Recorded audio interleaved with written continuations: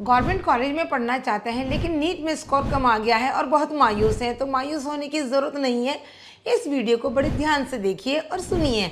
तो dear student, अगर आप एनआरआई स्टूडेंट हैं, आपके पेरेंट्स एनआरआई हैं या आपकी फैमिली में कोई भी फैमिली मेंबर ब्लड रिलेशन में आपके एनआरआई है और आप चाहते हैं कि आपका एडमिशन इंडिया के टॉप गवर्नमेंट मेडिकल कॉलेज में हो जाए, जैसे कि एनआईआरएफ रैंकिंग के कॉलेजेस हों, बहुत ही बड़े हाई लेवल के इंस्टीट्यूशन हैं जहां पर आपको यूजी के साथ साथ पीजी का भी एडवांटेज मिले, आपको बहुत कुछ सीखने के लिए देखने के लिए मिले, यानी पूरा इन्वायरमेंट ही पूरा मेडिकल का मिले, OPD IPD academic professors and आपको वहाँ के स्टूडेंट्स यानी कि बहुत ही अच्छे हों ताकि आप अपनी एमबीबीएस बहुत ही अच्छे से 5.5 साल ये गुजार सकें।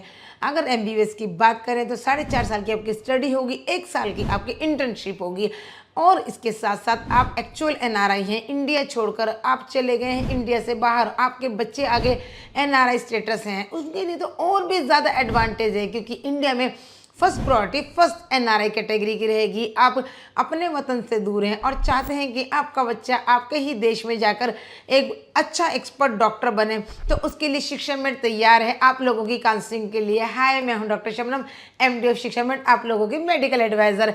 आप यहाँ पर अगर हमारे चैनल को फर्स्ट टाइम देख रहे हैं तो इसको लाइक एंड सब्सक्राइब करना तो बिल्कुल ना भूलिए, क्योंकि अब टाइम आ गया है आपको ऐसी ही लेटेस्ट अपडेट और वीडियोज़ मिलती रहे ताकि आपको घर बैठकर ही ऐसी जानकारी हासिल हो। चलो चलते हैं अब अपनी एनआरआई सीटों की तरफ।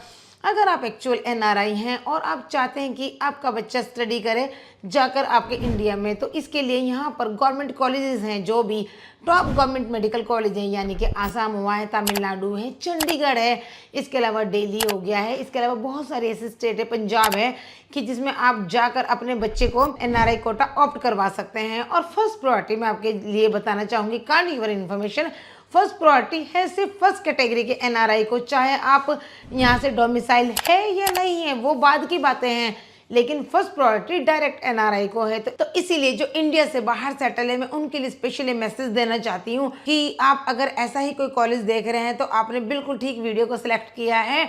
एनआरआई कोटा जो है हर कॉलेज में, किसी में 9 सीट्स हैं, किसी में 7 सीट्स हैं, किसी में 13 सीट्स हैं, किसी में 15 सीट्स हैं, यानी कि बहुत ज़्यादा सीट्स की अवेलेबिलिटी नहीं होती है। आज के टाइम में एनआरआई को लेकर बहुत ज़्यादा अवेयरनेस हो गई है, क्योंकि पहले लोगों को, बच्चों को, पेरेंट्स को नहीं पता था एनआरआई के लिए। और हाँ, एनआरआई की सीट ऑप्ट करने के साथ साथ ऐसा नहीं है कि आप एक्चुअल एनआरआई हैं आपको डायरेक्ट आकर सीट मिल जाएगी। इसका भी एक प्रोसेस है, पूरा बहुत लंबा प्रोसेस होता है, क्योंकि एनआरआई के डॉक्यूमेंट्स फाइल बहुत ज़्यादा मुश्किल है। उसमें क्या है कि अगर आपका एक भी डॉक्यूमेंट मिसमैच हुआ तो आपको सीट आपके हाथ से निकल जाएगी और आपके पीछे वाले बच्चे को सीट तुरंत मिल जाएगी।